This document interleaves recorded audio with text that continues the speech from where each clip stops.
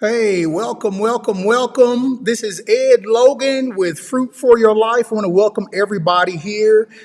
Today, we are going to be speaking with our guest, Jen Judd James. And we're so glad to have her here today. She's going to be really just giving us some information and helping us to learn about diabetes. I know that diabetes is a very high, I almost wanted to call it a plague, but it is something that is affecting everyone around the world, and particularly in this nation.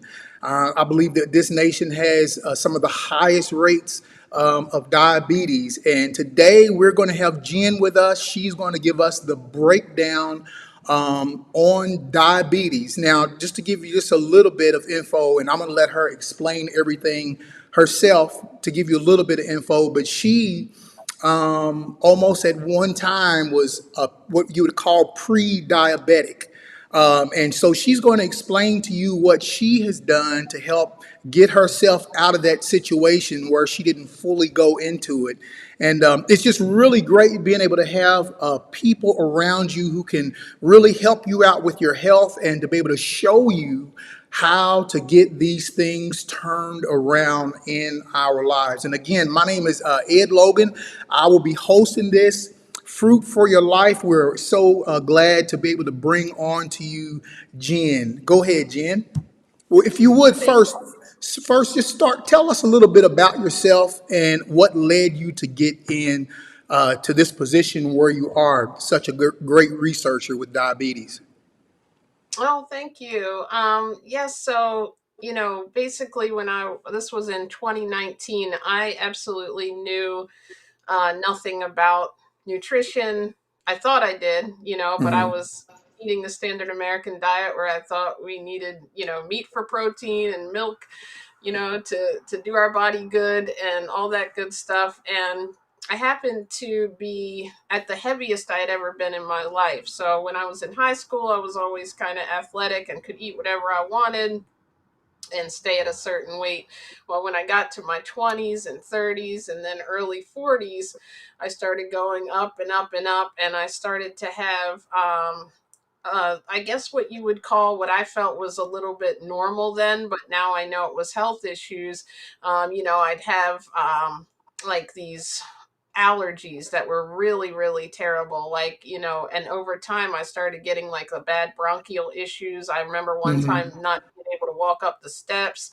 I developed a chronic back pain that started really as I started in my late teens, and just kind of always had to, when I woke up, I would just constantly be in back pain. I'd have to stretch out my back. I'd have to ask people to, pull a massage on it. And I just felt like it was normal. I was about 185 pounds, which is, I'm about 5'4", 5'3.5". So that's, pretty much overweight for where I was supposed to be. And I was starting to feel like my face was feeling red. I had, like you said, because I was overweight, diabetes. I was pre high blood pressure because I had been told that, even that I couldn't get the normal anesthetic even for like a dental work because my blood pressure was high. So I knew there was a lot going on, that I probably had pre everything at that point. You know what I mean? Like, but the major things that happened, like you said, by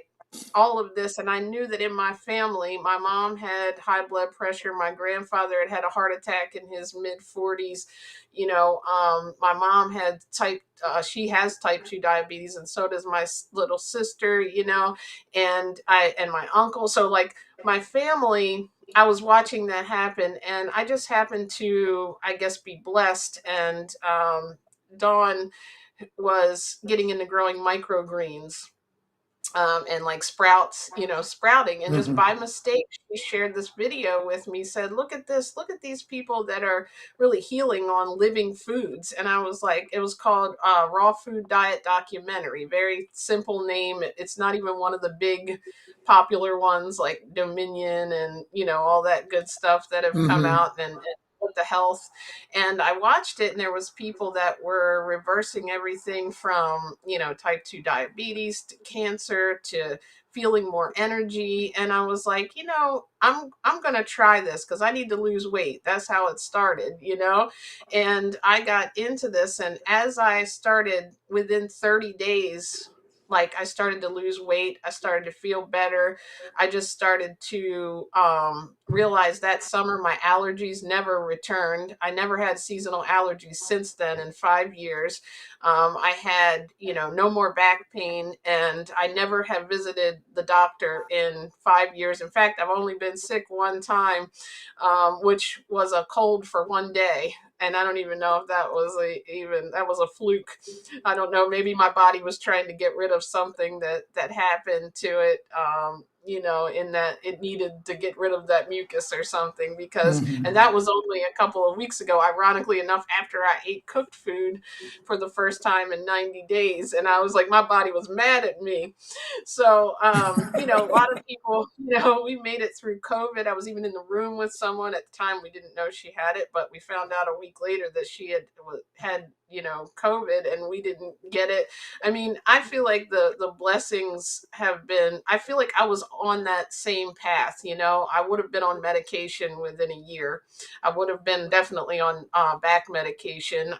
Because I was starting to see doctors, and they were trying to prescribe things. And I knew there was something natural that I could do where I didn't want to be on insulin. I didn't want to be, having to take medications every day, like the rest of I just felt like there was some way. And I Mhm. feel like, God led me to that video in a way that didn't, how things present itself by mistake.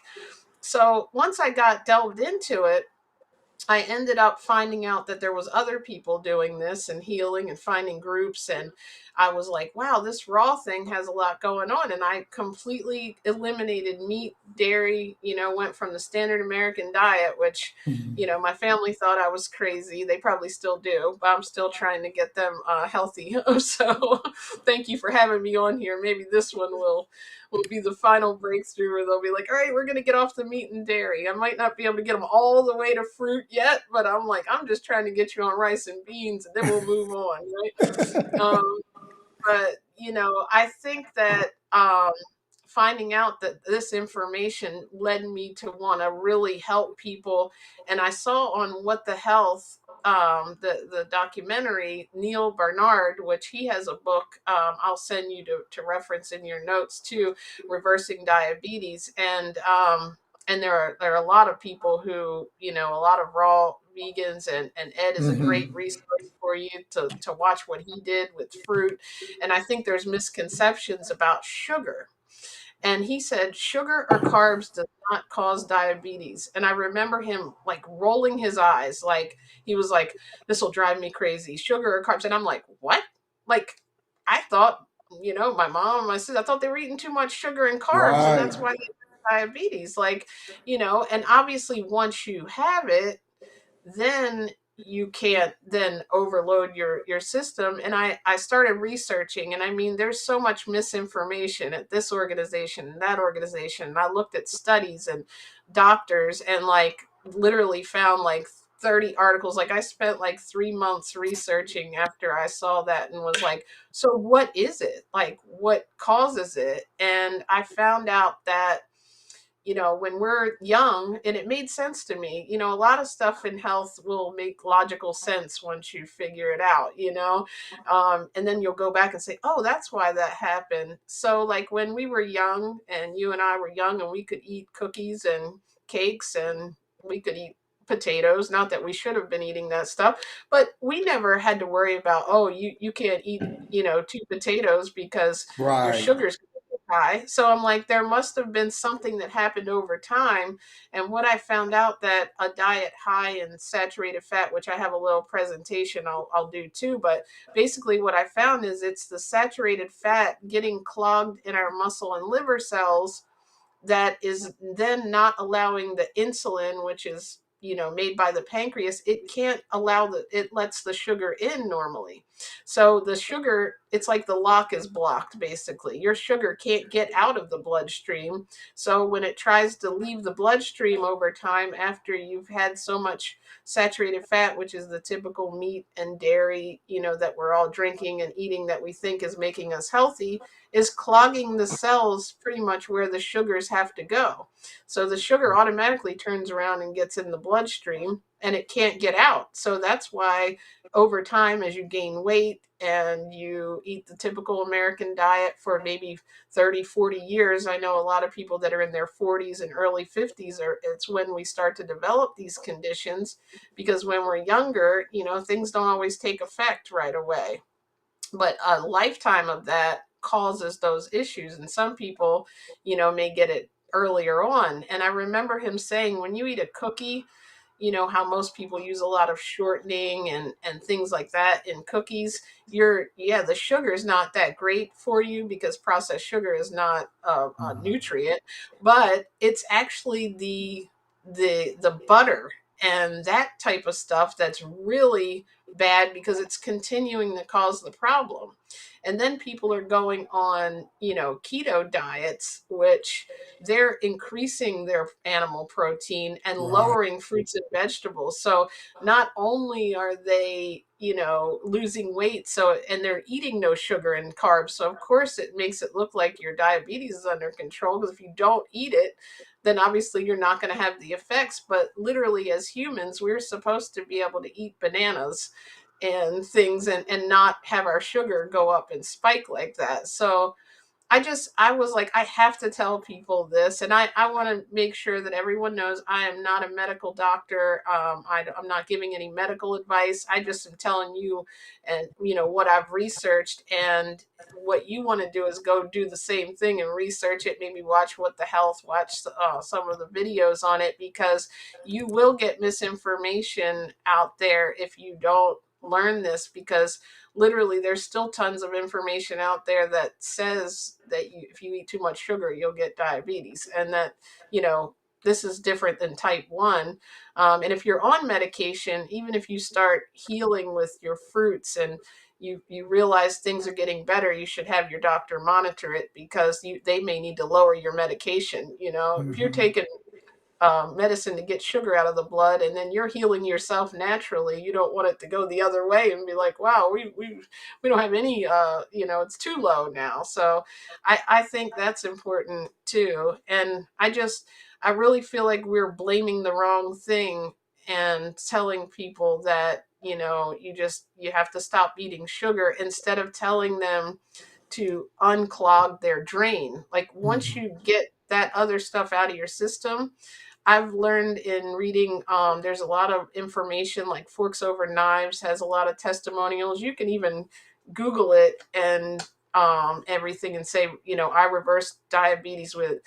I reversed my diabetes with a plant-based diet. And you'll see tons of people who, within about 30 days, they start to have their doctor bring them off medication. And I'm like, why isn't this being screamed from the rooftops? Why is every Right. doctor not telling you to stop eating meat and dairy, and over time you'll be able to eliminate it? And we shouldn't just live with, I have to limit the things that are good for me. Like, you're limiting fruits that are a natural fructose that our body needs to run. Carbs are what we need.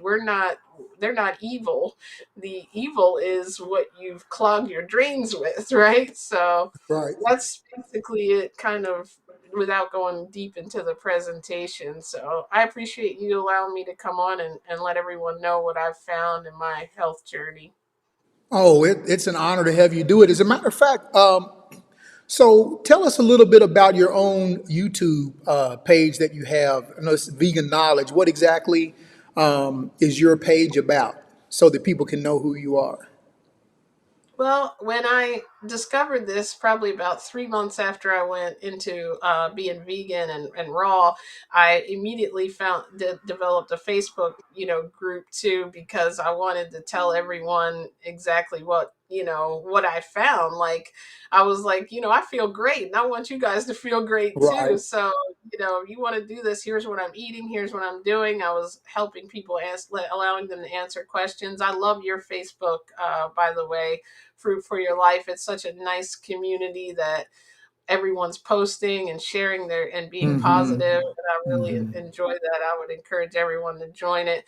And so it was like, almost like I felt like it was a service that I had to do to put this information out there. And then eventually I started the YouTube, and I started to realize, what, the best way to share this was with people is to share information, to share knowledge. So I came up with the Vegan Knowledge without the K in it. Right. And I so thought I I was was like, misspelling it a couple of times. right, it looks like it. They don't like it. They keep wanting to correct it, write it. And I interviewed people now, like, I interviewed you, which, thank you for being on there. His interview. I've interviewed people who have reversed everything from Miss Mary, who I had on, Mary Jones, she reversed her rheumatoid arthritis at like Wow. 75.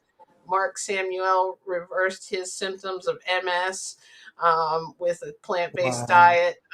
We've had the Minister of Wellness who promotes fruit. And I've had Dr. Furman. Today I had Don Bennett, Doug Graham. Like, I've had some really cool people, and if you look, you can find people.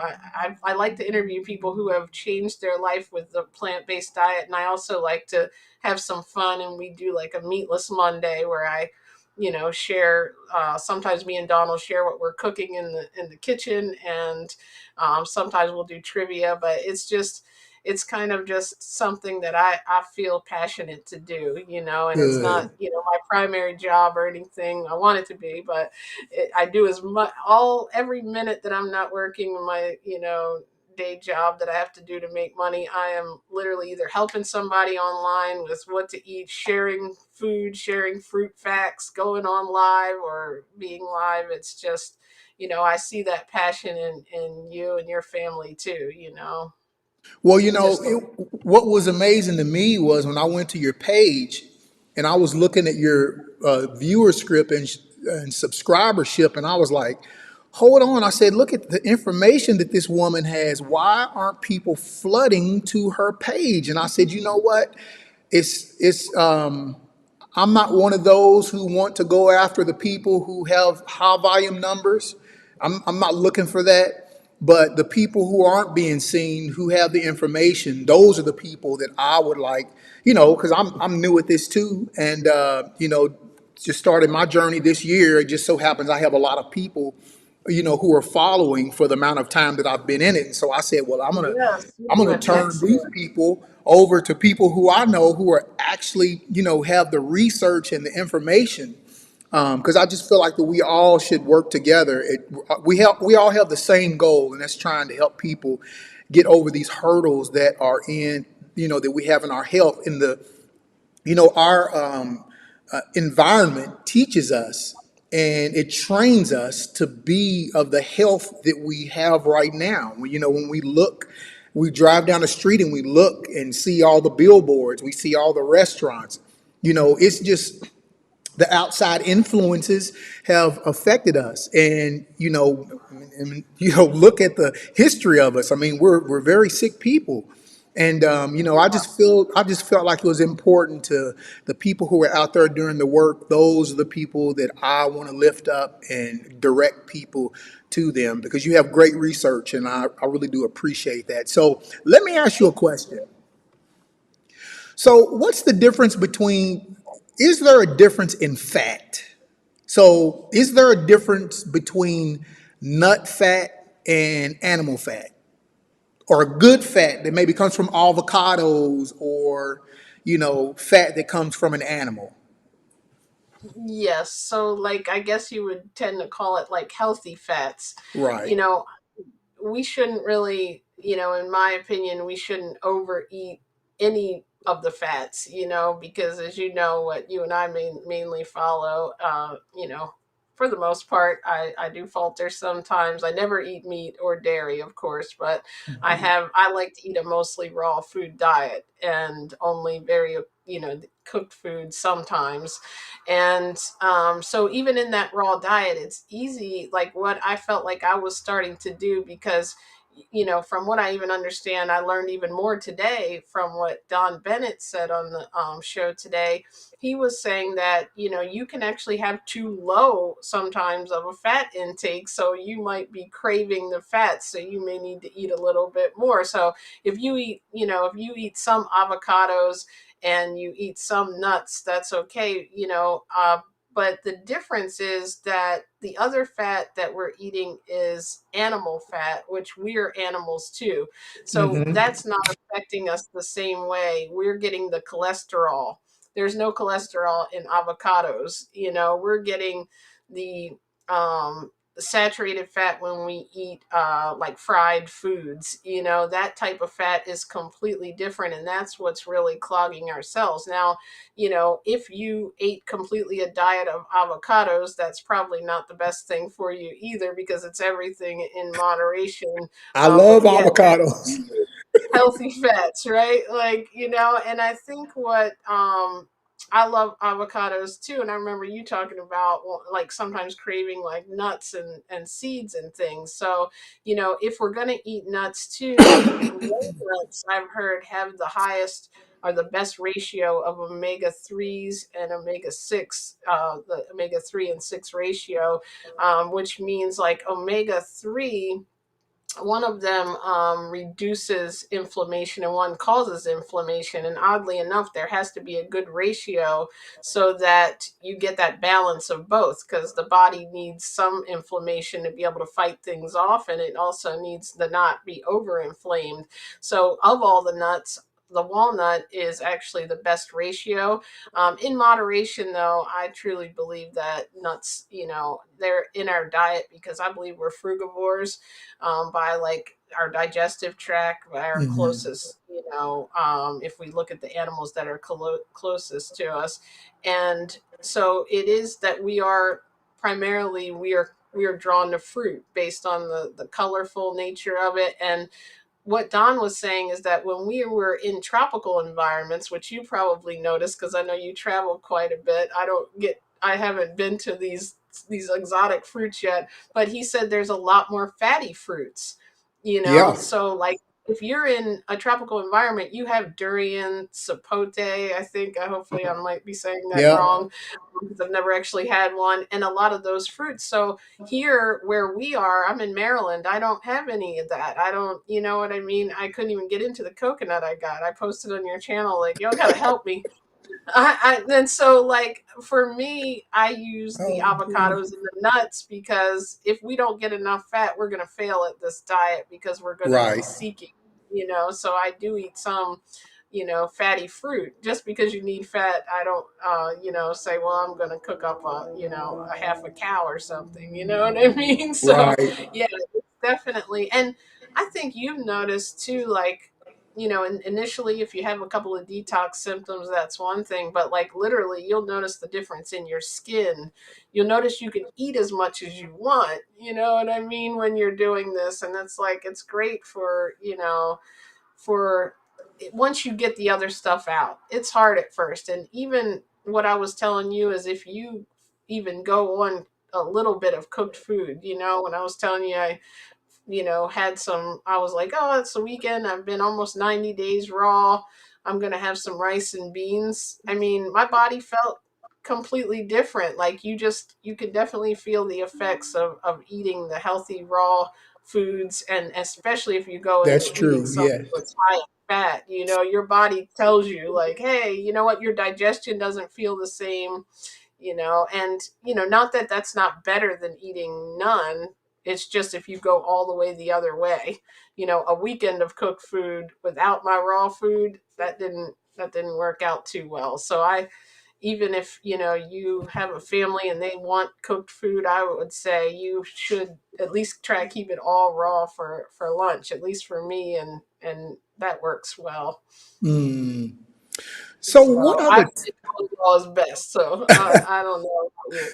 I'm hey, working that way. yeah, and I tell people all the time, I'm not one of those who says, you can't eat anything but fruit and raw vegetables. I don't do that because I feel like if people feel like that they need to eat a little bit of cooked food, now I tell people you have to have your own parameters.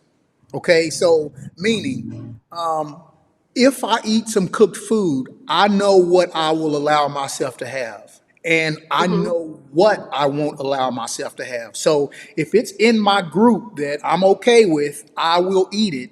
But if it's not within my group, I won't touch it. But you have to have those kind of things because I feel like sometimes we are so rigid in our thoughts and how we're going to do this. I'm only going to eat this, that sometimes we don't allow ourselves to have that extra something that we want. And because we don't, a couple of days later, people fall off of the wagon. so to say. Mhm. And had they only allowed themselves to have a little bit of that was in their parameters in the first place, they probably would have been fine because they wouldn't feel like they were in prison and I can't have Right. this, I can't have that. No, give yourself a little bit of something so that way you can say, okay, I've had enough of that. Now it's time to hit the raw back again. And that's not everybody is the same. Not everyone is a type A personality where they're going to only eat fruit and that's all they're going to eat. Many of us are the kinds. It's like the blend. We're trying and we fail and we try and we fail and we try and we fail. Well, sometimes you got to figure out what's going to keep you from failing. And if that's giving yourself a little bit of something that you ordinarily don't eat, but it's within your paradigm, if it's within your limits, that's okay for you to eat, let yourself have a little bit of it. And I feel like if we could learn how to do that and control that, because I know my nature was, if I just got a little taste of something, it's done. Mhm. Right. I'm finished. Well, I think that definitely helped me from, instead of trying to do this easing into it, because I guarantee I would have kept eating the way I was. I literally went, and it was fun though. I made it fun. I think that's the point. Don't make it, like you said, like a prison. Go to the store. I went to the store that night after I watched that video, and it became like a project. I bought like everything. It was luckily grocery night, and I always say this: if I wasn't going to the store, I probably would have watched that video and said, one of these days, maybe the first of the year, I'm going to do this raw thing, or next week and next week and next week would have kept going. But I was actually going to the store, and I feel like that's why this was definitely some kind of divine intervention coming in, because it was like perfectly lined up. Watched the video, went to the store, got all these beautiful fruits and veggies. Well, then actually, I'll be honest, I didn't eat a lot of fruit then my first go round with raw, because I didn't know. I thought we had to eat a lot of leafy greens and broccoli and all the veggies, and I thought still fruit was bad. I mean, sugar was bad at that time, until I researched more. So, but that first night, I was excited as anything, and I didn't realize that cucumbers, tomatoes. So I was eating a lot of fruit. I just didn't know they were fruits at that time, because I didn't realize that a cucumber and a tomato and an avocado were fruits, which now I know, because I always thought of them as part of the vegetables, but botanically, I guess they're fruits. So, like, I just made it like every night I would get in the kitchen and I would chop the salad fresh every night, and I would be watching one of these videos, either a influencer, somebody like that was on Facebook, that was talking about the health benefits, what they transformed, health benefits of cucumbers, while I was cutting the cucumbers. Like, I just like got into blogs and just delved into the information, and that really helped me, I think, because I got so excited about it, and holding myself accountable by telling my starting a group and helping others made me, I think, more excited. And the more I got into it, the more it started making sense. And I'm like, oh my gosh, I've been lied to my entire life. It was scary. I was like, I've been in a matrix of media telling me what was good for me, and I had, and then I figured out what happens in the animal industry and what they're pumping into our food. And it really made me have to like take a minute and think, wow, I'm glad I had an open mind. And I think that's what people need. I wasn't wrong for what I was eating. My parents weren't wrong for telling me to eat that. That's the information they were given. The Right. USDA and the federal government tells us these guidelines. So of course, we're going to do it. But there is another way of thinking. And when I discovered that and found there were like-minded people and doctors that had came away from medical medicine and went more into natural healing, I was like, okay, I feel like I've found something here. I've found like a you know I don't know how to even put it, but it feels like everything made sense all of a sudden when I went to this. But like you said, yeah, when I wanted cooked food, I felt like I had lost too much weight. And I know that sounds funny, because struggling your whole life with weight, if somebody's watching, they're probably ready to jump through the screen and strangle me, because I would have been, 20 years ago. I'm like, how in the world do you say you lost too much weight? But I literally can eat as much as I want, on raw foods, and without eating the right calories, you will lose weight. So if you're trying to lose weight, the plant based is the way to go. But sometimes you do have to then sustain. And I didn't know at the time. That's how I started learning about fruit and found your channel, because I realized that fruit has carbs, and you can gain weight that way or maintain weight. And there's lots of people doing it. But if you're eating all lettuce and celery and things like I was eating the first time, I just kept losing and losing and losing. Like it was Wow. working too well. I was eating once a day and a big salad, like, and a couple of nuts. So I'm like, I was eating no fruit. No wonder I was, melting away to nothing. And at first, my family was like, you need to eat, you need to eat. But that's important too, not to like listen to other people, because they're going to want you to jump back on board with what they're doing, because they want you to be like the same meals that everybody's having. So you definitely have to have a strong mind, I would say, if you're getting started. But you can definitely prevent and reverse things that are going on with you. And I don't think a lot of people know that. And of course, every condition is different, but I have Right. read testimonials of people reversing everything if you do the correct raw food, you know, diet, which would be just researching what calories you need and getting in there and just eating until you're full, because like we're not used to that, right? Like remember Weight Watchers and Slim Fast were trying to like Yeah. starve us. You can have like one quarter cup of broccoli, a little round piece of chicken, and like that plate, as someone who was 185 pounds at 5'4", I'd be like, okay, where's the rest of it? Like, what is like at least when you're eating this way, once you, like, what does it take, what would you say, Ed, like, to get that stuff out of your system, like the taste craving, the sugars and stuff, maybe like 30 days? Well, I don't know, sometimes for me, I don't know, maybe like a week. Sometimes it might take, if I go off and eat something cooked or processed that makes me, I don't know. It takes less time now, but I guess at first it would take a while to start craving veggies or fruits, but you will. Yeah. Well, for me, I actually could go every day. I don't know for how long, just eating fruits. Especially if it's just me. If it's just me, all I do is fruits. I don't do anything else.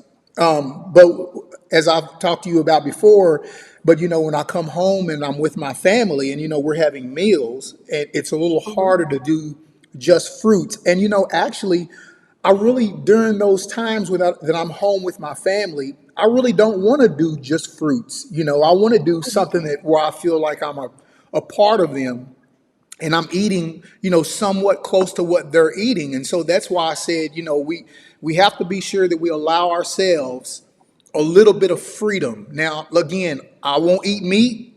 I don't even worry about that. I don't even get tempted by that. I don't eat junk. I'm not even tempted by that stuff anymore. But you mentioned some sautéed vegetables with some mushrooms. Now you got me thinking. So Yeah. it's like those things are the things now. When I think about cooked food, I have such a small repertoire of what I eat that it's really not that big of a deal for me. But I could eat fruits every day at a minimum of 5 days a week. That's all I eat is fruit. I don't eat anything else but fruit. Very little nuts now if I have any. Of course, I've been doing the grapes all week for the last 5 days. I've eaten nothing but Great. grapes. So That I'm is really probably going to do cool. that again this week coming up. I'm going to do all grapes, again, and probably the week after that. So I'm not really setting a time frame, but I didn't realize this, but I'm a mono eater. I didn't realize I was a mono eater. I can eat the same thing over and over and over and over again, and it does not bother me. So then when I moved into the whole fruitarian thing, when I started doing the mono fruit, I was like, I've actually been doing this all my life. This is no big deal. So, you know, Right. I it's even really, did it with bad food. I could get yeah, into like some Chinese food and eat it for days and days at a yep, time, or spaghetti. You ever had a pot of yep, spaghetti and like that thing? yep. I would eat it until it's like, is this still good? You know. So I think most people eat the same couple of meals over and over, and I think it's just about changing your meals. Like instead of Hmm. those five meat dishes with a little side of potatoes that you eat, you have to change what that favorite meal is and make it something really healthy.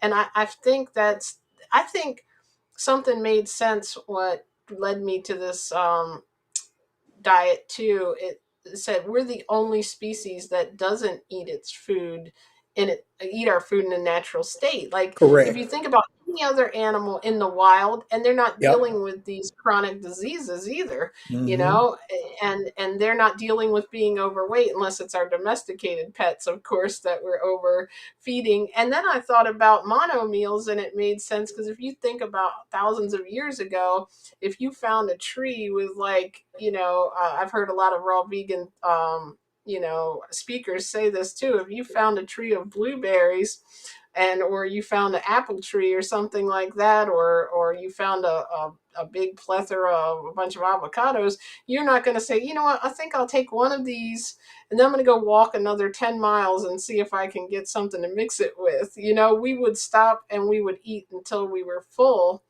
And I think that's what it's hard at first, even because you don't think you're supposed to eat till you're full. But this way you can. And I heard it's a lot better for our digestion to eat those mono meals. And I've noticed that too. When I mix a bunch of fruit together, your stomach will feel a little weird and you'll feel tired, Hmm. afterwards. But when you eat one thing at a time, you keep your energy up. So it's definitely something that you'll never know how to experience it until you try it, because I would never have thought I could eat, fruit for an entire day. Like today I had grapes and oranges.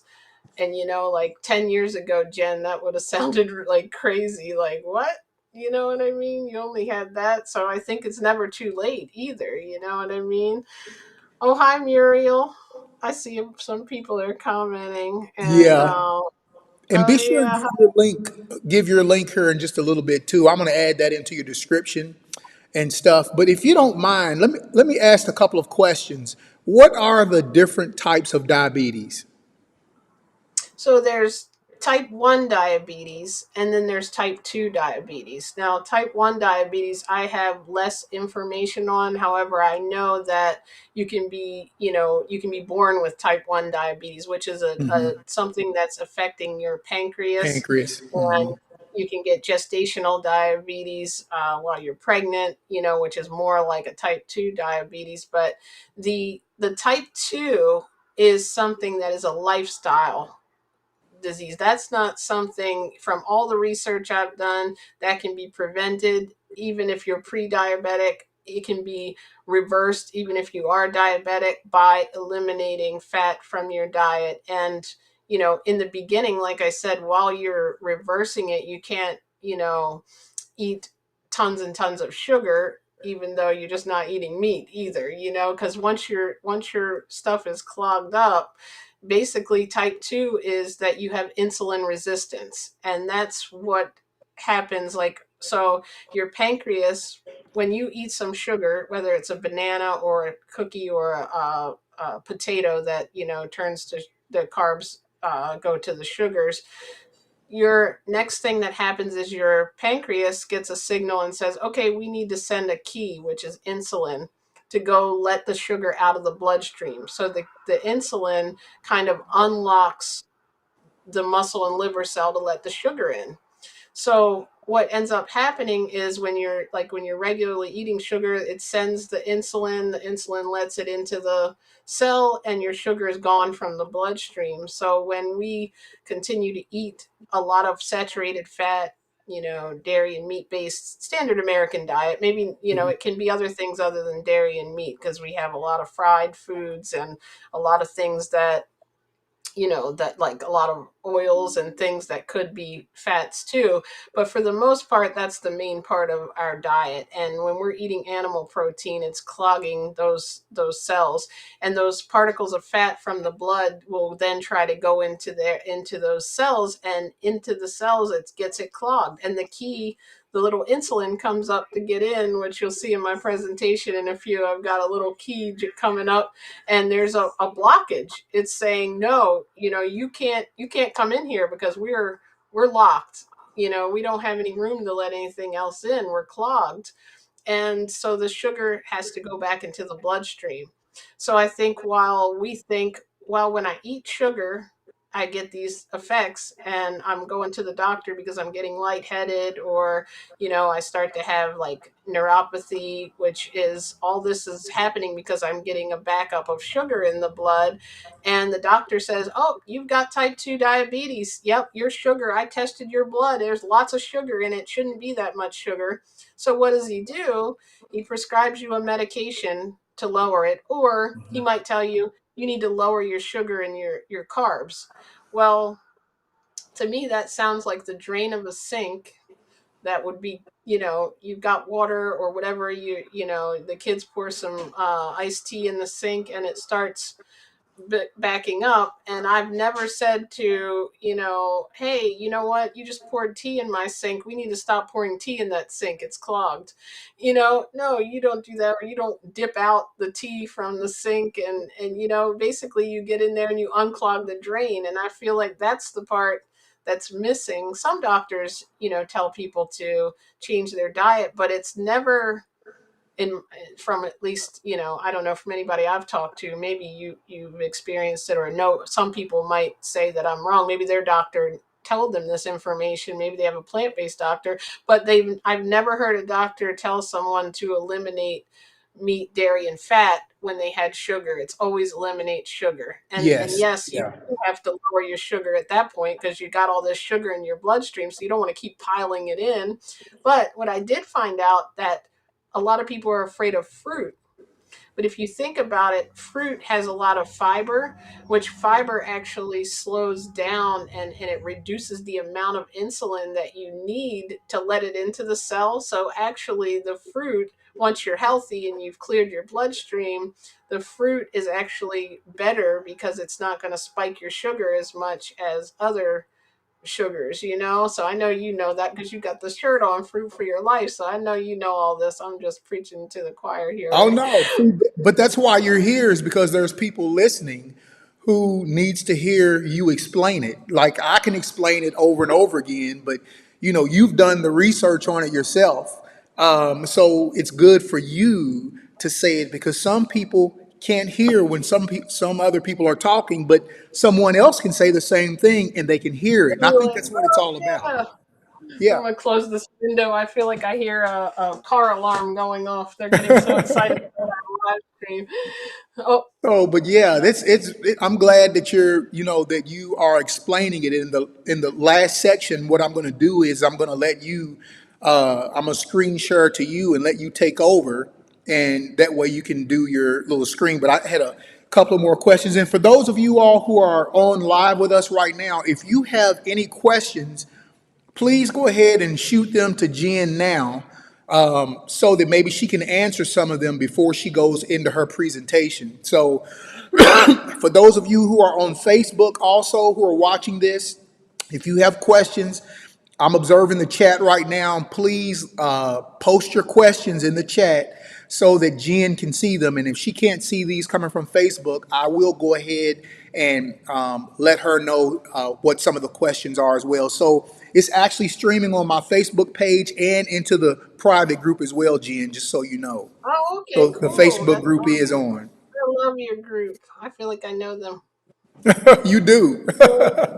We love our leader, Ed. So let's see. Does anybody have any questions?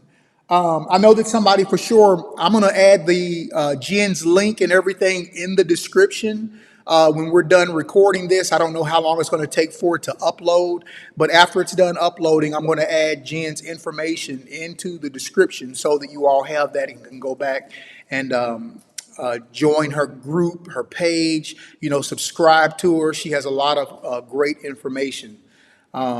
So let me see if I have another question. I got some questions for you. Okay, how does weight loss impact diabetes?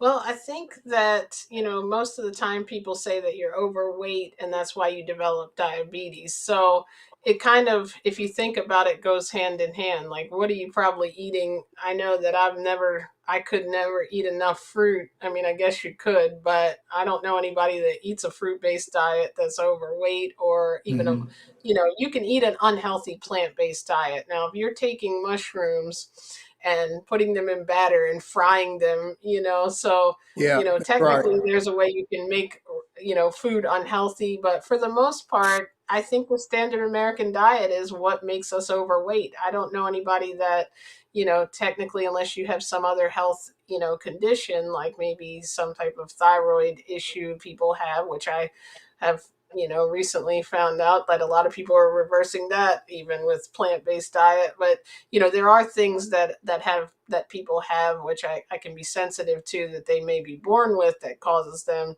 But for the most part, the lifestyle diabetes, people here, it's usually people when you get a little bit older, or even if you're younger and really overweight, children that are, fed a lot of high fat. We grew up on McDonald's, we're eating, you know, dairy, there's ice cream and all the things that we give kids for treats, and for the most part also make us overweight, but also those things have the high saturated fat.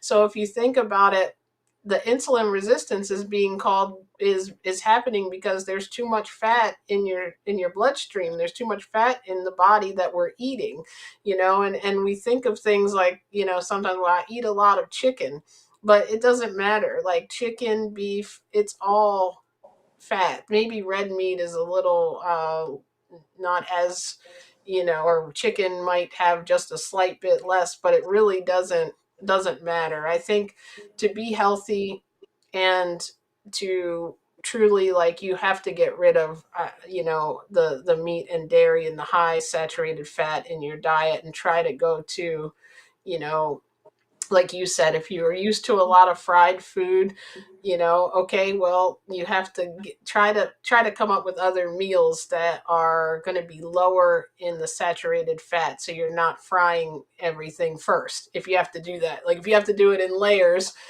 start to bake your potato instead of frying potatoes, or whatever you have to do, because that's definitely going to help as you move to this, and like I do. I A lot of times I talk about my own journey. I'm raw, but I do think too, if you're coming from a diet where you don't feel like you can go straight to that lifestyle, you can make, changes that if you just replace, your 5 meals a week, if you can find alternatives and say, you know what, instead of, I'm going to have rice and beans this evening. You know what I mean? I'm going to try to start eating a little bit differently. And you could technically ease into getting, okay, I'm going to eat all my fruits for lunch. And then maybe I'll have, like you said, steamed vegetables and rice and beans, something filling if you have to at first. Because and then eventually you'll see how, like, then okay, I'm going to try to do fruit all day, or I'm going to do a salad in the evening. Like what I do is a mostly fruit salad, which I guess, like avocados, tomatoes and things, but I do have some sprouts and greens and lettuce in there, so it's like you find a little niche of how you want to eat, and you start to like transition yourself, and I feel like that will help you, get excited about it and motivated, and not feel like you're depriving yourself. But I think that's pretty much why being overweight causes insulin resistance, because of the higher fat. And now that I know, okay, I'm like, oh, it kind of all connects the dots. Like, now I'm like, well, why do overweight people get diabetes? That doesn't make any sense. Why do overweight people get high blood pressure? It seems to all stem from that. And then I'm like, wait, overweight people usually are eating the standard American diet. We're eating hamburgers, hot dogs, macaroni and cheese, chicken, all these things that I Hmm. used to eat, even when I thought I was eating healthy. I'm having meatloaf and a baked potato. Well, guess what? The meatloaf had all this animal protein and cholesterol in it. That was, like even things. Here's my favorite one. Half my life, I thought I was eating a healthy salad with ranch. Literally, like I would have a ranch with a salad.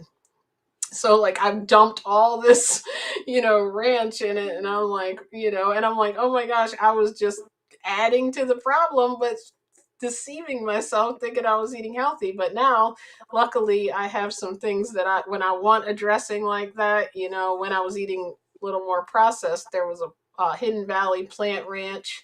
There was Hellman's vegan mayo. Like if you're somebody who can't go all the way to what we're doing, like fruit, at least take the cholesterol out. Switch your milk to plant milk for you and your family. Switch Mhm. your mayonnaise to the Hellman's vegan mayo. It tastes just the same, and then eventually move to that. Because, like you said, I think there's levels of this, and I think it's unrealistic sometimes to expect everyone. There's a certain person that can do that, and if you can, especially if you're dealing with a health issue, I'd say go all the way.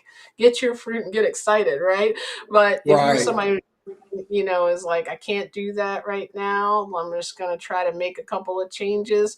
I think everything can help us get healthier, and we need to be patient and meet people where they are right now, because I was so far removed from who I am now at 42, and now at 46, I'm like, I have a completely different mindset. So Right. I was the person sitting there watching the raw video, like, looking at my freezer full of meat, that is like, wait, what? Like, Hmm. and now I feel like I could never touch another animal, you know what I mean, ethically or health wise. Now, my cheating, like you said, now it's gotten all the way to the crazy point where I think I'm cheating by eating beans.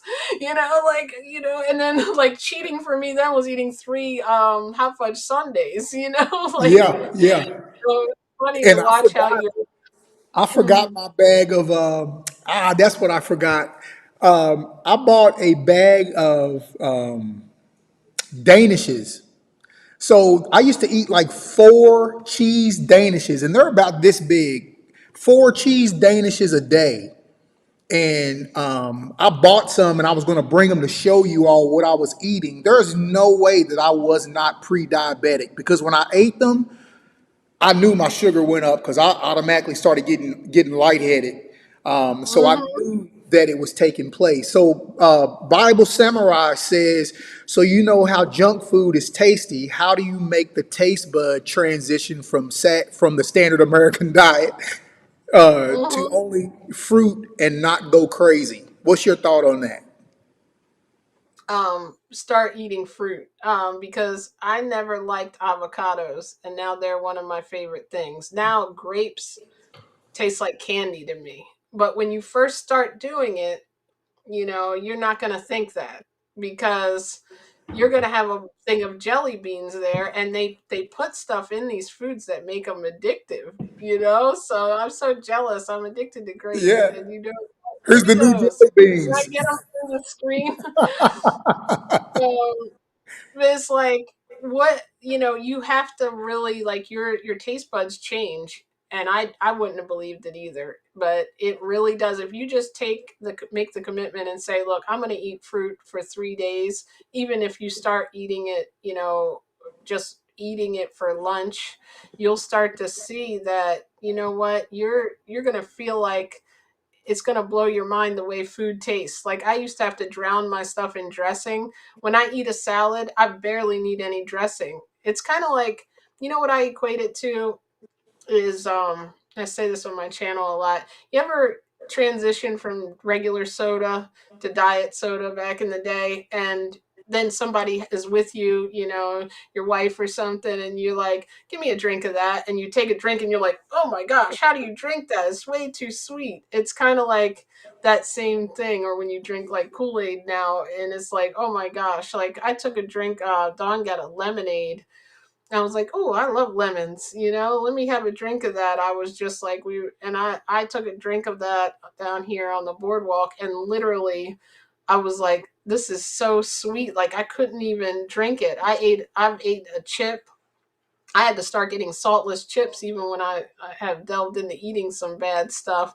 And about like probably 2 years in, I was like, the chips were just, it dehydrated my mouth all of a sudden. Hmm. I'm like, I could never eat this. So, like, they really do say your cells change and your taste buds change, which is why you can reverse, diseases. And the fruits have so many antioxidants and things in them. I think once we start eating it, our body starts craving it. Once it says, "Oh, wait, okay, I see what you did here. You depressed me for a couple of days because I wanted that old stuff we were eating, but now I see what you did." You know what I mean? It's kind of like when we get advice as a kid and we don't take it, but then when we're in our 30s, we're like, "Oh, I see why mom said that now."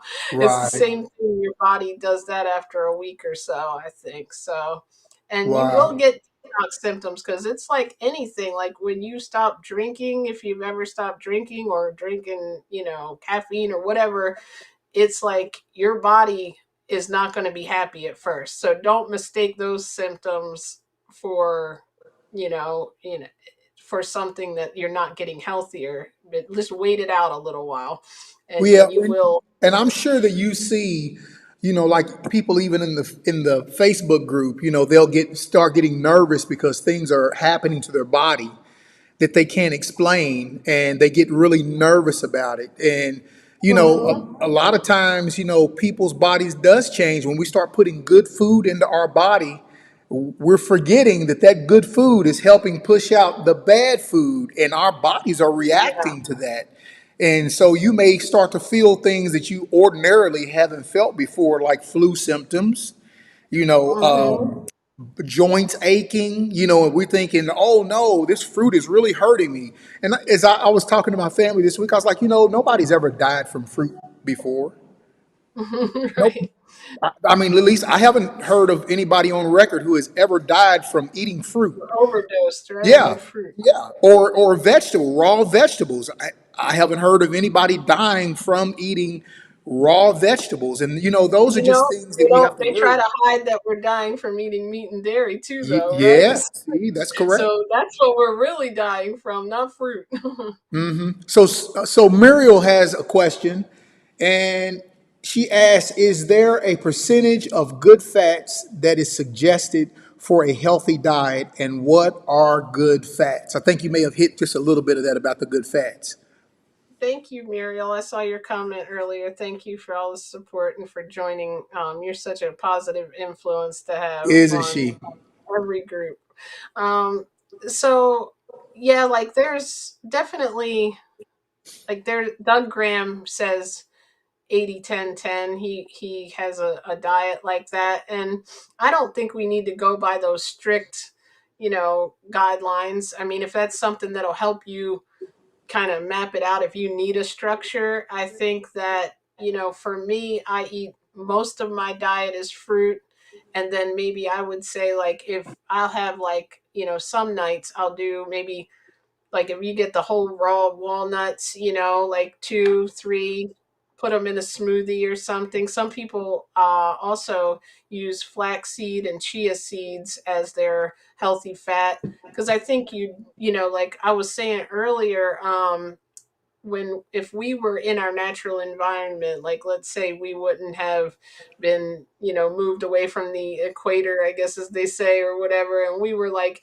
in our tropical environment, like when animals are in the wild, they get the proper amount of fat in their diet. But now that we don't have all those things, I think probably I would say like 5 to 10% of maybe less than that even. I'm eating all fruit, probably 10% maybe vegetables, and 10%, not even 10%. I would say like I eat about 5% fat. I don't know if that's right. I'm not like, you know, I don't know those things. I just feel like it's the right thing for my body. From what I've heard about how our fats affect us and healthy fats, I just don't think we need to have our whole diet full of healthy fat. But I don't think you need to like be super strict with it either. If you want to have 3 avocados, then have 3 avocados. If you're trying to lose weight, then maybe you want to eat a little more of the fruit that doesn't have a higher fat in it, like. That's my thinking. I don't know what you would think of that, Ed.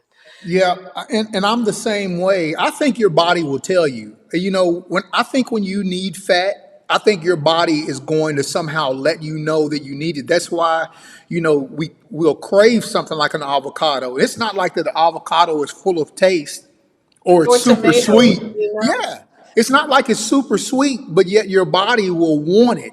And I think that your body will just it'll let you know that that's what it's in need of. And I look at it like this too. So if, let's say, I do eat something like that one day, I know that the next 5 days or next 6 days, it's not going to get any of it. So if you really think about it, if you look at it, if you do let's just say you do the 80, 80, 10, 10, such as he teaches. And I that's what I mostly do.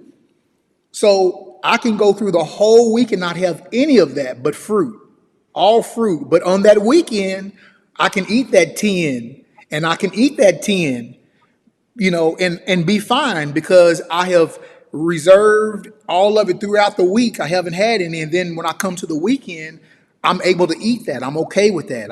And I don't go into a tailspin because, maybe I did have some cooked vegetables or something like that. I don't go into a tailspin over it because I know during the week I'm eating nothing but fruit. That's all my body is Right. getting. You doesn't feel like, and your body is like, if you think about a deer or an animal, they grow up, they don't have a book.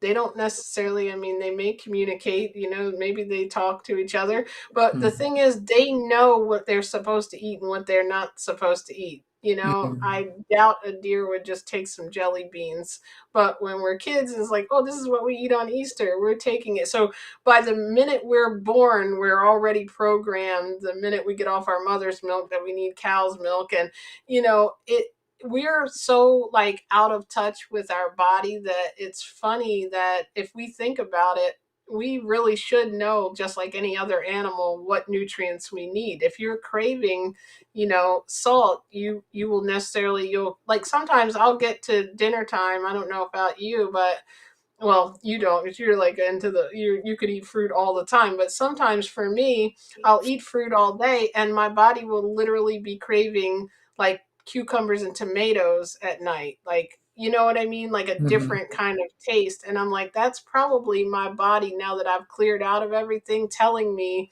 that I might need some sodium, because we do need some salt. Like, salt You is do. only bad when we're dumping it on our food, because then we have a false sense of how much salt. When you eat something like processed and they're putting all kinds of salt in it, your body's going to get used to that, just like it gets used to the nutrients, I think. So it's interesting that you start to listen to your body and you don't need any guidelines or anybody telling you, what to do when you get to that point. And like, for me, when I said, you know what, I think I want to eat some cooked food in the evening, when I feel that, I started to realize if I felt that, then, maybe there was some nutrient I wasn't getting from all the fruit I ate, and maybe it was okay to have, some mushrooms and, vegetables or whatever. You know what I mean? Like you said, you start to be able to listen to it, but not overindulge in it and explore that completely. Like, oh, I'm just going to eat all cooked food. Your body still craves what you normally eat. Maybe it's like, you know what, I feel like to having a couple of walnuts tonight. Like maybe it really, when you can get to that point, you've kind of gotten in tune with your body, I think. But it's hard at first because we've got all this other stuff clouding us, and then you start to get scared, and people will scare you if you let them, because this is an unknown thing to them. So they don't know there's tons of people healthy and preventing and reversing disease and thriving. And I just saw like this lady who was like 84 or something, and I even saw like, there's like 90-year-old raw food people who've been eating this Yeah. way for a long time. But when Yeah. you first lose weight, if you start to say anything to somebody, they'll be like, "Oh, you're not going to get enough protein. You're going to get malnourished and all this stuff." And there is, you do get protein in fruit, but also if you don't eat enough, you may feel like you're starting to crave protein. You know what I mean? So I feel like that if you have to like, kind of do it like prepare and do it right, or you'll get turned off by it. I think, like you couldn't eat like the same, in my opinion anyway, you couldn't eat the one bowl of grapes that most people might eat for dessert and try to do this unless you're trying to, do a real quick weight loss thing and feel sustained. You're going to need a little bit more than that to eat, especially if you're, 200 pounds. That's no Hmm. wonder you're going to say, I can't do this because I could never eat all fruit. Well, that's only because you haven't, I think, in a lot of cases, right? Like, and if you are dealing with type 2 diabetes, I would definitely talk to your doctor. And if you're on medication and you might need to kind of ease into it, maybe eat a little more greens in the beginning so you don't, you feel like you're spiking your sugar. If you're, just, I think, be safe with it. But fruit is definitely not the same as sugar. I know that's a misconception. And in fact, like we talked about, it's going to slow down the insulin. So, Mastering Diabetes, that's a good resource too. They have a lot of information. He just had a video out. Fruit is not bad, because they're both actually, or one of them is type 1 diabetic. So that's a great resource too for someone who wants to improve their symptoms, whether they can't, reverse it. So Okay, so I'm we have a question. Someone, Renee asked, plant and fruit. What do you eat for protein, or do you need meat for protein? And I'm gonna take a swing at that one. You know, it, when you look at animals of the field, like if you look at 1,000 pound ox, you look at a 1,000 pound gorilla, 700 pound gorilla, you see all of these animals and they're eating.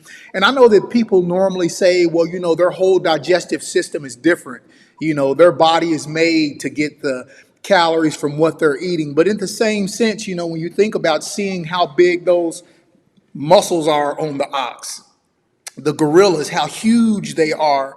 But yet, if you watch what they eat plants and they eat fruit. If you put plants and fruit out there together, they're going to grab the fruit first and eat that, and then they're going to work on the plants. And so they get their protein from what they're eating. So I think the big misnomer that we have when it comes to food is that fruit and plant-based things does not have protein, and that's untrue, because fruit has protein, fat, carbs. It has everything that you need to live off of and to sustain you. But many people, because of the way that we have grown up, we always hear, oh, you got to have enough protein, you got to have enough protein. The problem with us and our American diet was is we were eating too much protein. Actually, we didn't need all the protein that we were eating. And so I believe the Most High, this is what I always say. I believe the Most High knows how much protein, how much fat, how much carbs that we need actually in a plant or in a fruit to eat to sustain us. I mean, and that's going to always be my thought, because we weren't always eating meat. When you go back and pardon me, because I'm going to speak about the Bible. When we go back and look at the Bible, it previously, before Noah's days, man was not eating meat. They were only or fire. eating We didn't have fruit. fire either at some Yeah, point, right? not To cook starting it. a fire and cooking the food. They were just eating fruit, and I just read this today, fruit and plants that bared seed after itself. That's what Adam and Eve were living off of. And I believe that if it was good enough for them to eat then and live off of and have the bodies that they had, I believe that today it's good enough for us to eat. So I've never heard anybody being told by a doctor that you are malnourished, and you're not getting enough nutrients because you're eating plant food or fruits or anything like that. So what's your thought?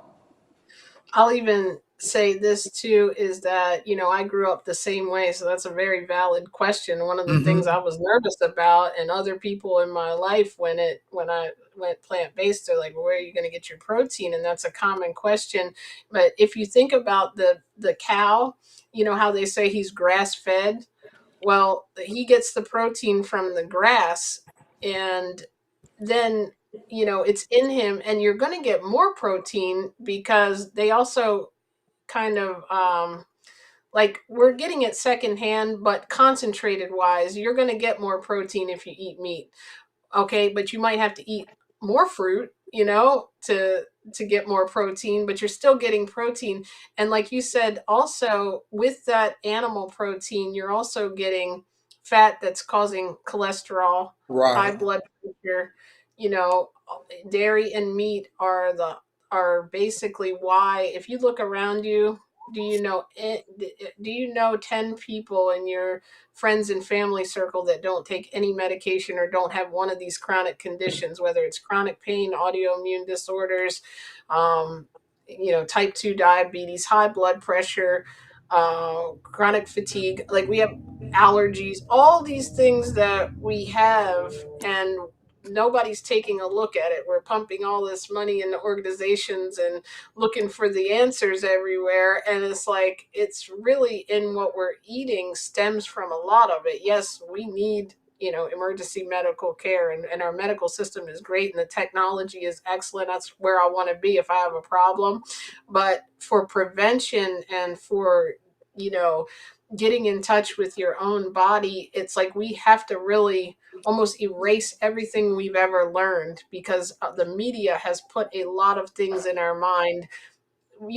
Even when you look at why there's breakfast, lunch, and dinner, I didn't even know this. That wasn't always the case. People would get up, harvest their food, and when we had a lot of farmers, especially even before the industrial revolution and before they started making processed food, breakfast came about because they wanted people to buy cereal and eggs, and the dairy industry.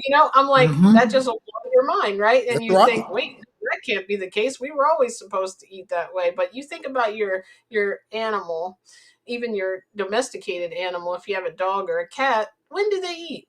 They eat when they're hungry. They get used to, if you go in the kitchen now, because they are domesticated, they might run in there every time to eat if you do, right? But like, technically, they sleep when they want, they eat when they want. When they're hungry, Right. they might go.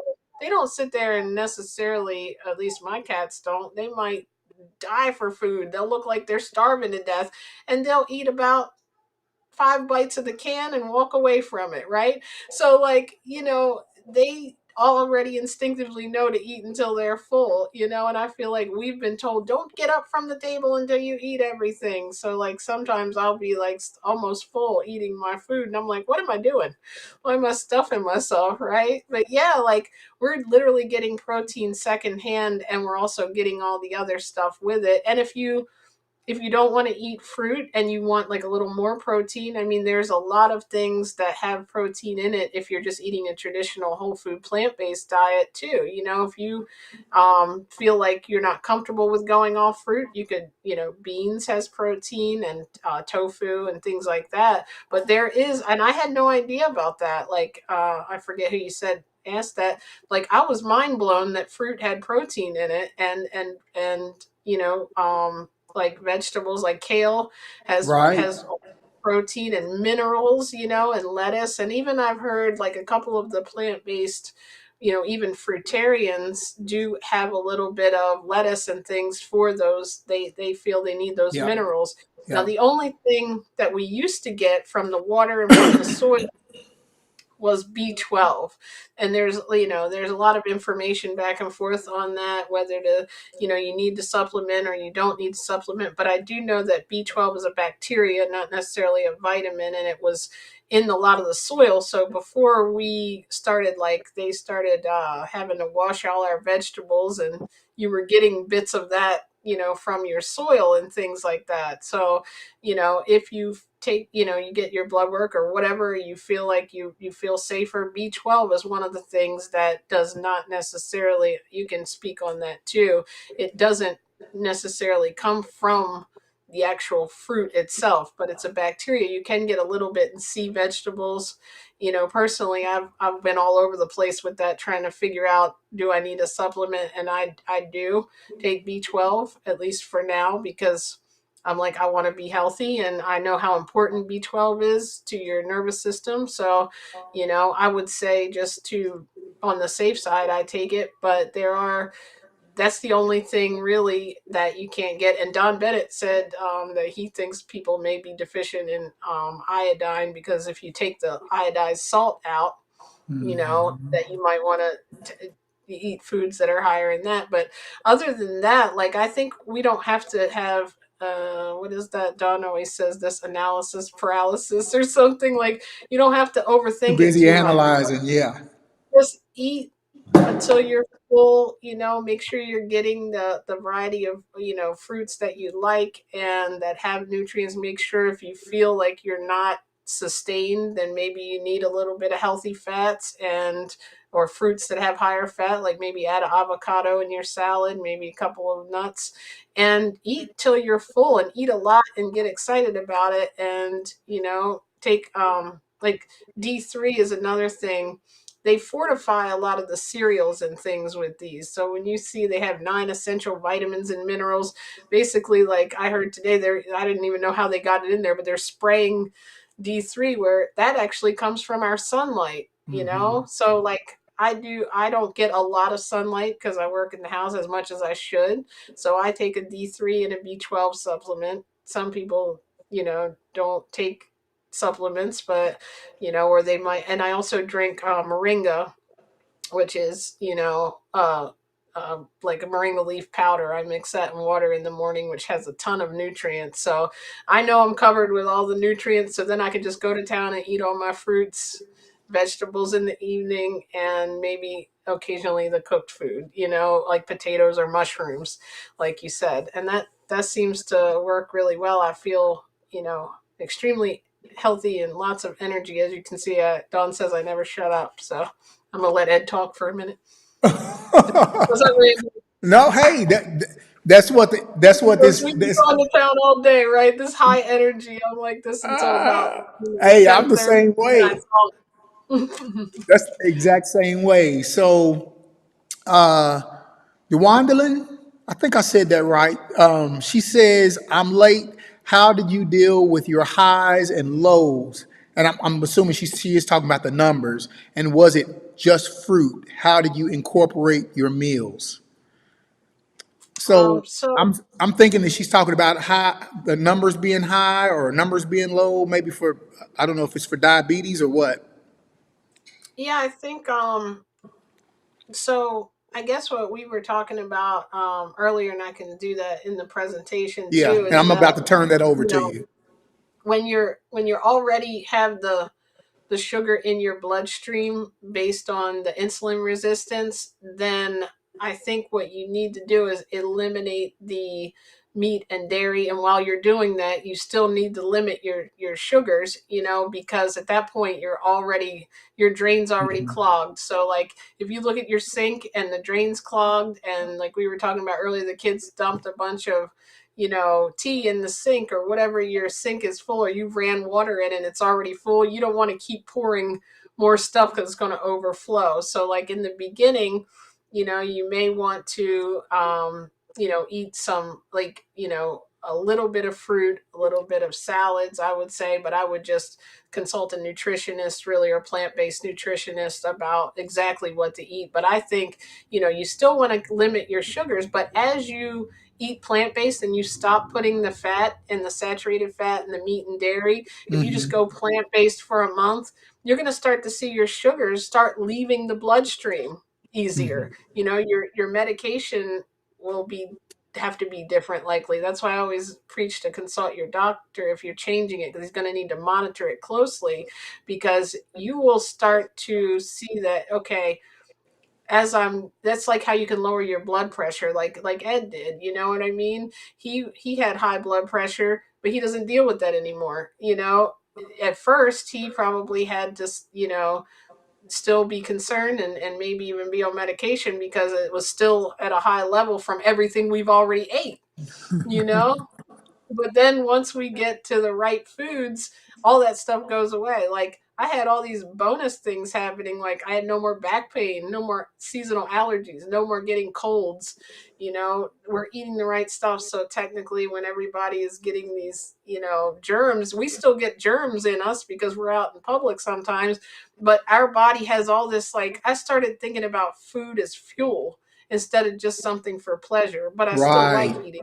It's still good. I can't wait to eat when I eat, but it's not something I'm just like not thinking about what's in that food that I'm putting in my body. Like we were taking better care of our cars. I was looking at the owner's manual. Oh, it doesn't take this, it doesn't take diesel. I mean, if you put diesel in a car that takes gas, like what we're doing to our body when you really learn the digestive system, it's scary because I started thinking, oh my God, I've been putting all this saturated fat and this cholesterol, and I'm not supposed to be eating this. So of course my body is, I'm feeling tired. I'm overweight. It all started to make sense, and all of a sudden that cupcake or whatever I was eating, that, cheesesteak sub, when I want that stuff, honestly, you can still have it. They've got some really good plant based recipes. If you are absolutely craving these foods, you could make this mushroom cheesesteak. There's a guy on here, I'll have to find him, but he makes some crazy good stuff. And I've ate really good plant based food, like I truly believe, like we can be at different levels of this diet. And if you're just someone who maybe is ethically doing this and doesn't want to eat animals, there's a lot of stuff you could be eating plant based that imitates all the stuff we used to eat.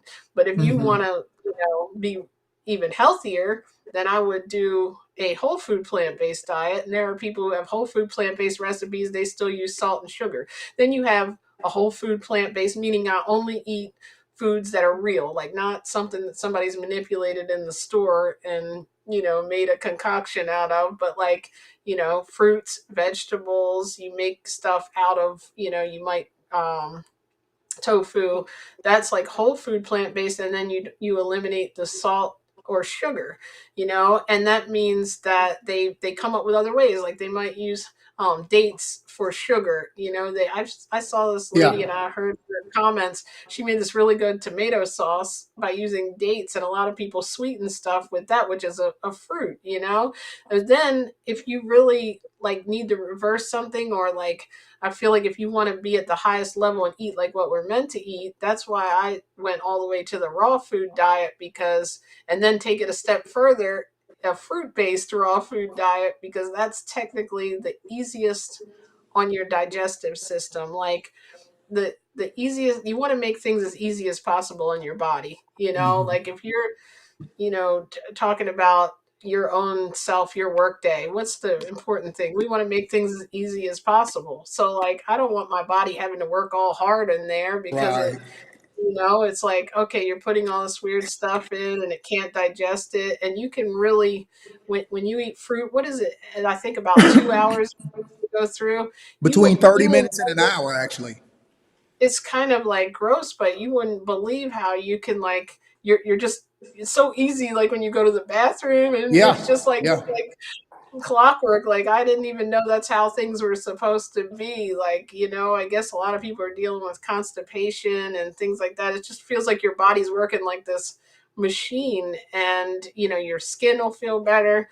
Like, I mean, I even feel like I don't even barely need deodorant anymore, because it's like it's so weird what you Right. realize that meat was doing, right? Yeah. Like I'm Yeah. like, oh goodness, like if I would have forgot about half a day in, I would have realized it before. But now it's like, wait, did I put deodorant on? Like it's like so many benefits of it, and there's different variations of the diet to get healthier. But I feel like eating the fruit is the way to truly be the healthiest, that we can be. I don't even remember where the question started. I rambled on all that time. No, I think you answered the question. And as a matter of fact, what we're going to do, for those of you all who are listening in, if you would hit that thumbs up button, we would appreciate it very much. And for those of you all who are maybe just viewing this page and are not subscribers, please subscribe. We're going to have many more conversations like this. Listen, I'm using my son's computer to be able to do this, and I'm going to get me a newer one. I've got an older one that's sitting right next door that I'm watching.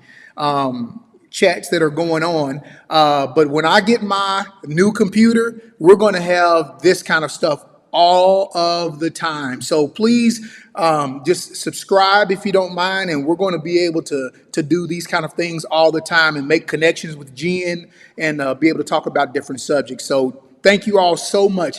And so, Jen, what I'm going to do is she's already been in an interview today. She was in an interview today for 2.5 hours. So I know she's beat. I know she's whooped right now. And I thank you so much for giving of yourself and doing this interview. And so I'm going to go ahead and turn it over to you to the screen share. And Okay. you can go ahead and do your presentation. And I was like, I then, made all these cute pictures. Please don't end before I get to oh, share it with oh them. I'm no, just no, playing. no. We're going to let you share that, and then once you're done, if you can just let everybody know your information, give everybody your YouTube address, give everybody your whatever social media that you have, so that they can have that, and that way, right after that, I'll go ahead and let you go, and I'll close out. All right, Okay. Thank you all for right. having me. I really enjoyed talking with you. And hopefully, this presentation, it kind of is an imitation of my video in a shortened version that I made, that actually how we discovered all this. Because I remember someone saying, is fruit the same as sugar? And it just like, I was like, oh, I have a video on that, but I didn't want to share it on your page, and you were like, yeah, share it if it helps people. And I knew you were good people at that point, because I'm like, some people are so caught up, like, I don't want somebody going to another channel and don't share it. And I was like, the fact that you shared it, is kind of like how I do things. If I find somebody who's an expert, like you are the expert in fruit, that's where I found you.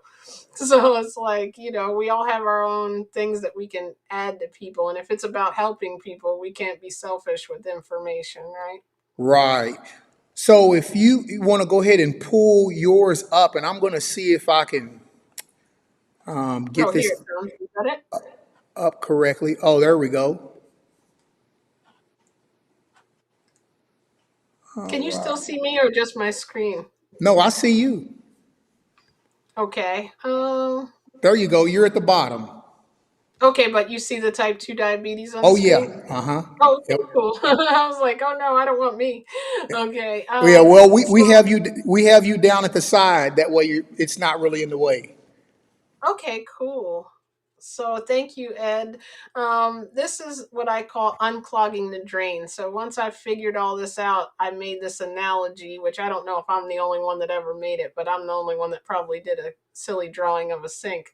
But this is basically what happens. Let's say you eat a banana or you eat sugar in your cereal. Either way, when you're a kid, you've got the little sugar here, and then your pancreas says, oh, we need to get this out of the bloodstream.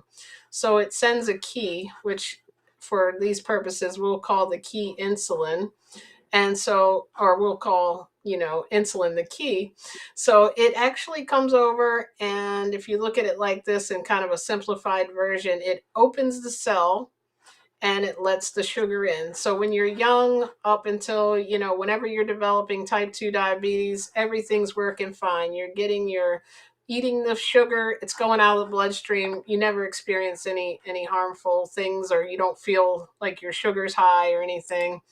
And then as we get a little bit older, and we're eating, the standard American diet. A lot of us, when we get to our 30s, 40s, sometimes 50s, sometimes in our 20s, we realize, oh my goodness, we're overweight. Maybe we're in like this nice, happy relationship, and we're eating out and doing a bunch of dining out and a bunch of ordering out from work, or we're sitting at home, like I do. Like when I was if I was eating a lot like I did working from home, I'd be way overweight. So it happens, right, over time, because that's what we eat. It's just normal. People eat burgers, they eat cheese and ice cream, and we become overweight. But over all that time, from when we're that little kid, it ends up getting into our cells. And basically, it's in the bloodstream, and there's little tiny particles of fat. And I'm going to see if Ed will link on here what the health, because Dr. Neil Barnard was the first place I heard this, and he kind of explained it like this about the tiny particles of fat. And it made a lot of sense, because then I'm like, well, how does that still what does that have to do with diabetes? So then you can see basically now you eat that same banana and your sugar is in the bloodstream. This red line is indicating the bloodstream. All of a sudden, the insulin, the pancreas shoots out the key and it can't get in. Like there's something like blocking it. Like all of a sudden, the locks, at some point there's too much clogging in there and the locks are locked. So your insulin is like, what's going on? It's banging on the door. The pancreas starts making more insulin, thinking, why can't I get it in there? So that's why sometimes we can harm our pancreas because it's trying to overmake insulin. And then, the sugar can't get in. So it stays in the bloodstream. It keeps trying to get in. Insulin can't let it in. All of a sudden, it has to turn around and stay in the bloodstream. So these fat particles that are blocking it are causing the sugar to not be able to get where they're supposed to, like where they've always gone. Because over time, just like if you have anything happening over time, it's gonna eventually cause an issue if you have something that's unnatural. This fat particles aren't supposed to be in there. A couple of them probably wouldn't matter if we eat something fried every now and then, but the way the standard American diet is with meat and dairy, it's all saturated fat pretty much. There's not really much nutrients other than some protein that we're getting secondhand maybe in it. I'm sure there's other things, but we can get all that from fruits, I guess, and vegetables. So anyway, now what happens? Oh, the doctor says, yep. All of a sudden you go to him and say, you know what, doctor, I haven't been feeling good. I've been feeling tired. I'm really thirsty. I've been going to the bathroom a lot, whatever the case is. And they test your blood work and they're like, yep, that's what it is. You've got that type 2 diabetes that everybody seems to get later in life. And all of a sudden they're like, okay, you need to stop eating fruits as much. Maybe you want to lower your carb intake, and we're going to put you on, like, basically a no sugar. You can eat all that sugar free stuff, but don't eat any sugar. Don't eat any rice or potatoes. That's all sugar. And they tell you, okay, um, if it's bad enough, and that won't control it by just eliminating that. If it's really high and you're in danger, you're starting to get neuropathy and things, they're going to prescribe you a tablet or medication that's going to eliminate, take some of this sugar out of the bloodstream. So now you can eat the sugar, it's going to hit the wall, return to your bloodstream, and the medicine's going to take it out. But the medicine sometimes has side effects, which you guys probably know, that I don't want that, in my body if I don't have to have it in there. If I need it, it's one thing. Medicine has its place, but if there's another way, I'd want to know. And then your pancreas is down here like, what's going on? I keep sending all this, and maybe now it stopped making insulin altogether. And that's when it just conks out on you like, okay, I've been making all this insulin and this ain't, I'm not able to do anything here, so I'm done. All of a sudden you need to put insulin into your blood, which is you're putting the keys in there to even let the sugar in now. So it causes a lot of issue, all stemming from this. And this is what we're never told. We're just told to stop eating sugar or not eat a lot of sugar, but it doesn't make sense why we could eat sugar our entire life and there was no problem. So then this is, like I said, when you have type 2 diabetes, this is insulin resistance is what I figured out when they keep talking about that. It's your insulin, it can't get it, it can't let the sugar in. So now your cells have become insulin resistant. And so this is why I equate the cell, basically like the muscle and liver cells, and this is probably not an accurate picture of muscle and liver cell with the little face on it, but we get the point, right? Is equal to a drain, like I was talking about earlier. So like if you start pouring stuff, oh, this tea, anybody gonna have any more? No, we're gonna pour it in the drain. All of a sudden you see that it won't go down the drain, it's backing up. So the next thing you do is you don't start to say, well, no one can pour tea down the sink anymore. And in fact, I want you kids to get the buckets and take this tea out of the sink.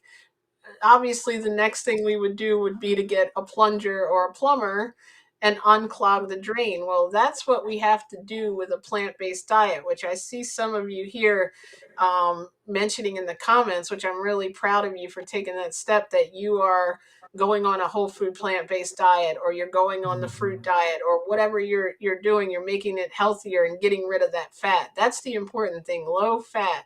Um, at least as much as you can in the beginning, because the more you do that, the more you eat fruits, vegetables, if you're doing whole food plant-based, mushrooms, steamed vegetables, even if you're doing beans, you're still going to be not eating the fat, not eating the animal protein. If you can replace your milk with almond milk or whatever it is that you want to do, you're getting that saturated fat, because dairy is even higher. In some cases, we eat more dairy than we eat meat, because if you think about it, we might have meat a couple times a day, but we have ice cream and cheese curls, and then we have our oatmeal, let's say something healthy, and we're putting milk in it, which has high saturated fat, and then we're having ice cream for dessert that night, we're having cookies that has butter, and we're having bread with butter. And so you got to watch both of those. If you can replace some of those, even if you're not, going all the way, getting rid of some of that fat is going to start to clear these cells, so that you don't have to worry about continuing to take the medication, really, in my opinion. So then, now after you eat your, fruits and veggies, and you start to get healthy, the cool thing is, from people, testimonials that I've read who were on medication and actually got off medication in about 30 days, and we'll link some of those here too. There's lots of testimonials of that show that once you do a plant-based diet, especially, the earlier on the better, but even if you've had things for years, like I was talking about Miss Mary, who was like at 75 or 72, I can't remember how old she was, I think 75. She had rheumatoid arthritis for 15 years. She did fruit for 40 days and reversed her symptoms and was able to get out of bed. You know what I mean? So this stuff, it's crazy what can happen when you put the right stuff in. Your body thanks you. So now all of a sudden you eat the banana, and you can eat the sugar, and it goes into the cell. There's no backing up of sugar once you get rid of the fat. So that's basically what I learned from like tons of articles, and just doing different research and hearing about people, and using a plant-based diet to heal things. And that's why I created my channel, and that's how I, came across Ed, because I found the amazing benefits of fruit, and I wanted to learn from him. And I'm excited to be able to have this information. Like I said, I'm not, a medical doctor. I'm not giving medical advice, but this is something that I think everybody should know, at least if you want to further research insulin resistance. You'll truly find the root cause is not sugar that caused it. Not that processed sugar is good. I still think it's not good for our body, but natural sugar is, like fruits and vegetables, and everything in moderation, of course, like with sugar. But you still were able to eat a cookie when you were a kid, and it went where it was supposed to. So that lets me know something happened within our diet over time. And I want to thank you for letting me share this. Well, I definitely thank you, and I appreciate you for coming on. And this will be the first of many. So, I think you're such a wealth of knowledge. It would be crazy to not keep up. And like I said, I'm grateful that you are in our private group on Facebook, because one thing that I noticed was when people were asking questions, you would hop right in and respond to those questions. And, I really do appreciate that. And I'm sure that the group appreciates you doing that as well. So I'm grateful there. To me, you're an asset, in the group. No, And I just give thanks to you're, you for your you're our studies that go-to you've fruit done. person in my group. So I'm going to let you go ahead and go, because I know you're probably tired. And I'm more again, hungry than tired. hey, Yeah, I will be tired after I eat. you want some grapes? I'll be I glad to know. give you Look at some. you tempting me with those. It's like putting So, but anyway, we do thank you and appreciate you being here. And for all of thank you all you. who are here, who tuned in, hey, I appreciate you so much for just allowing us to be able to share with you all. And you all are a great audience. And thank you for your comments that you gave. Thank you so much that you have given to us tonight. And again, for those of you who haven't, if you could just hit that thumbs up, we appreciate it very much. And we're going to go ahead and end now. I will try to be, well, actually, I have a couple of more interviews that are going to be coming up and I'm going to tell you about. And I want to make sure I set the record straight. Jen did not have diabetes. I assumed that she did, but she was actually pre-diabetic. So we just want to make sure that we clear that up so that nobody thinks that she actually had it and she reversed herself. But her research does speak on her behalf. So, hey, we thank you all for tuning in, and we hope that you enjoyed it tonight. And just stay tuned because there's going to be a lot more. And you all have a great night. Bye-bye. Thank you for coming.